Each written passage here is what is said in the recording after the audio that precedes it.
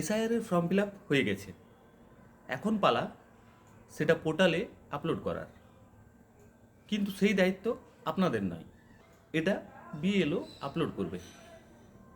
আপনারা সঠিকভাবে ফর্মটা ফিল আপ করে বিএলওকে দিয়ে দেবেন, এর পরের কাজ ওনার। এরপরে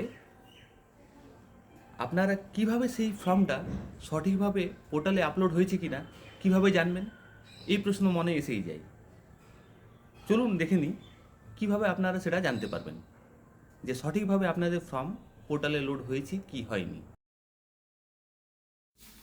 প্রথমে আপনাদেরকে চলে যেতে হবে আপনাদের ব্রাউজারে, যেখানে এই সাইটটি ওপেন করতে হবে, যা আমি আপনাদের কমেন্ট বক্সে দিয়ে দেব। এই সাইটটা আপনারা ওপেন করে নিন।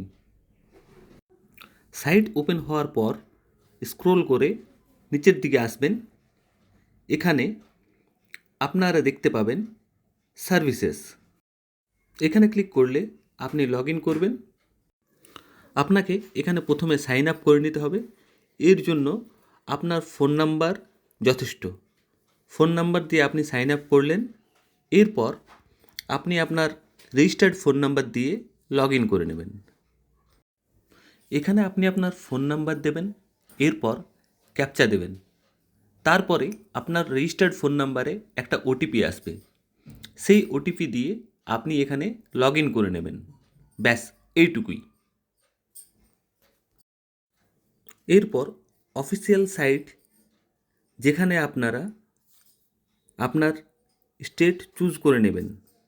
স্টেট চুজ করার পর আপনি আপনার এপিক নাম্বারটা এখানে ইনপুট করবেন, করে জাস্ট সার্চ বাটনে ক্লিক করবেন। আপনার কাজ সম্পূর্ণ হয়ে যাবে।